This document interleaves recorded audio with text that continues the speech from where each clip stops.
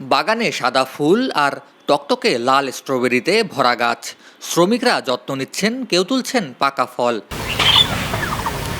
Strawberry অতি সুস্বাদু, আকর্ষণীয় রং এবং উচ্চ পুষ্টিগুণে ভরপুর একটি ফল। শীতপ্রধান দেশের ফসল হলেও বর্তমানে বাংলাদেশেও বাণিজ্যিকভাবে চাষ হচ্ছে এই উচ্চ মূল্যের ফল। বাজারে ভালো চাহিদা আর দামের কারণে কৃষকদের কাছেও এটি হয়ে উঠেছে লাভজনক ফসল।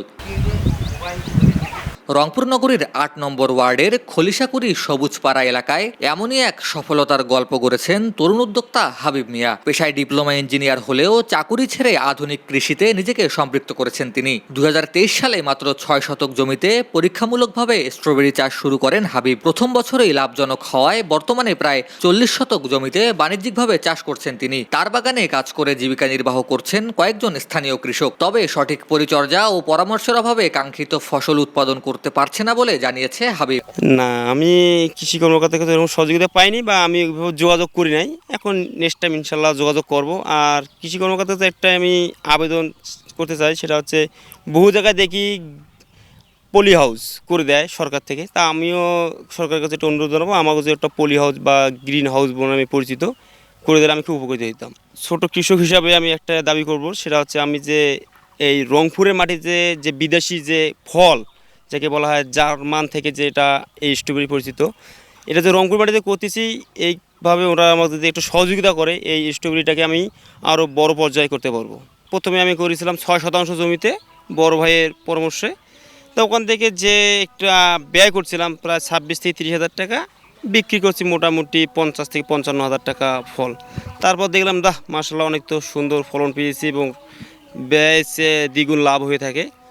তারপর পরের বছরেই ৪০ শতাংশ স্ট্রবেরি চাষ করছিলাম। তখন থেকে আপনার এই স্ট্রবেরির প্রতি একটা ভালোবাসা তৈরি হয়ে গেল।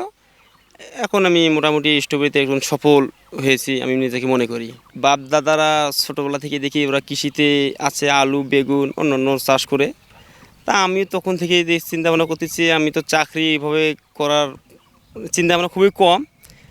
ব্যবসা করতে চাইছিলাম, ব্যবসা করতে অনেক পুঁজির প্রয়োজন। তখন একটু চিন্তা করলাম কী একটা করা যায়।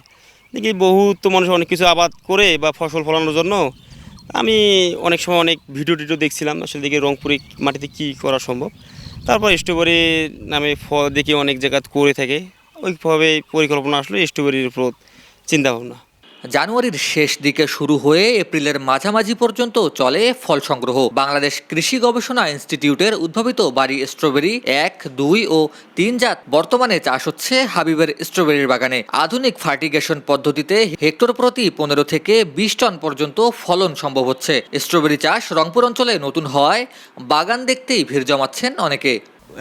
আমাদের এলাকায় উৎসবমুখী পরিবেশ রয়েছে, ভালো লাগতেছে, মানুষ আসতেছে দেখতেছে। আমাদের অনেক এলাকায় গর্ব হইতেছে, আমাদের এলাকায় স্ট্রবেরির বাগান রয়েছে।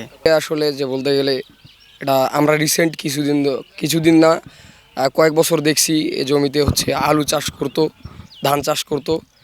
তো সেদিক দিয়ে মিলিয়ে যে এই জমির মধ্যে স্ট্রবেরি চাষ হবে এটা আমরা কখনো কল্পনাও করতে পারিনি। এই বিষয়টা নিয়ে আমরা অবশ্য প্রাউড ফিল করি যে আমাদের এলাকায় এই অবস্থায় যে এখানে স্ট্রবেরি চাষ হবে এটা আমরা কখনো কল্পনাও করতে পারিনি। মূল বিষয়টা হচ্ছে যে চেষ্টা করলে যে সবই সম্ভব, এটা আসলে দেখা গেল, যেটা আমরা নিজের চোখে না দেখলে বিশ্বাস করতে পারতাম না।